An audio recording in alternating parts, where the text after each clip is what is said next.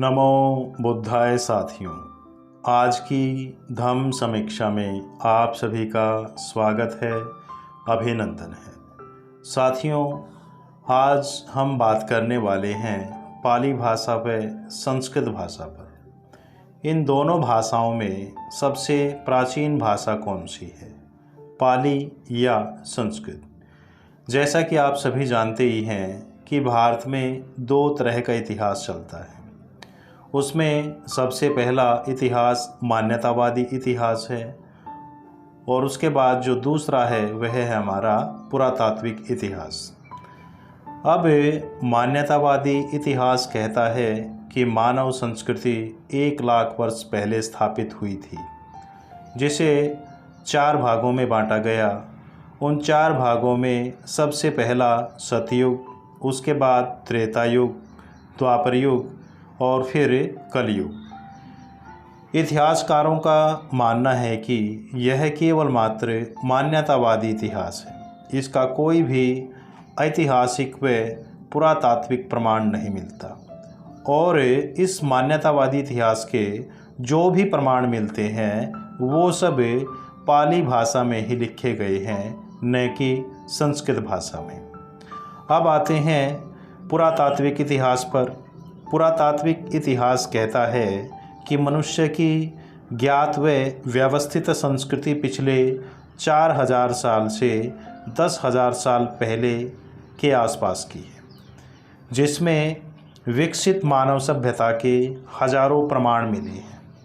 सभी प्राचीन सभ्यताओं में जो ज्ञात सभ्यता है वो है हमारी सिंधु घाटी की सभ्यता, जिसकी लिपि को आज तक नहीं पढ़ा जा सका है।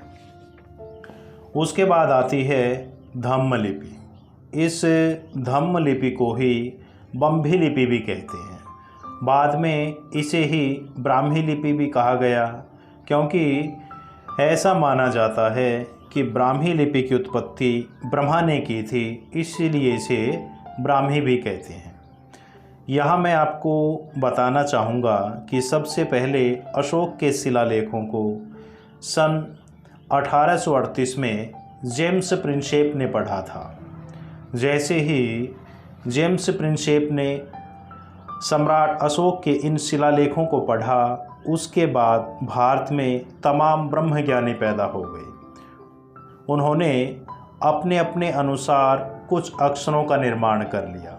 उन अक्षरों में जैसे श्री वाला श्र, क्ष, त्र, ज्ञ और रि, ये सब अक्षर पाली भाषा में नहीं हैं, बाद में क्रिएट किए गए हैं और बाद में जोड़े गए हैं। भगवान तथागत के जितने भी उपदेश हैं वो सब पाली भाषा में ही सुरक्षित हैं, संरक्षित हैं। पुरातात्विक खुदाई के दौरान जितने भी शिलालेख मिले हैं उन सब पर लिखी गई बातें भी पाली भाषा में ही लिखी गई हैं। अब रही संस्कृत की बात। संस्कृत के नाम में ही उसके उद्भव यानी उसकी उत्पत्ति का रहस्य छिपा हुआ है। संस्कृत का अर्थ होता है संस्कारित भाषा, जिसका संस्कार किया गया हो, उसे संस्कृत कहते हैं। जिस प्रकार अलंकारित की गई चीज़ों को अलंकृत कहा जाता है, ठीक उसी प्रकार संस्कारित की गई भाषा को संस्कृत कहा जाता है। संस्कृत भाषा पाली का ही संस्कारित रूप है, जिसे बाद में धीरे धीरे विकसित किया गया है। पाली भाषा भारत की सबसे प्राचीन भाषा है और पाली भाषा का परिष्कृत रूप ही संस्कृत भाषा है। संस्कृत भाषा की लिपि नागरी लिपि है और नागरी लिपि का उद्भव यानी जन्म करीब 1000 से 1500 वर्ष पहले हुआ है। अतः हम कह सकते हैं कि संस्कृत भाषा का जन्म पाली भाषा से काफ़ी बाद में हुआ है। इसलिए पाली भाषा ही भारत की सबसे प्राचीन भाषा है और धम्म लिपि भारत की सबसे प्राचीन लिपि है, जिसे आज तक पढ़ा जा सका है।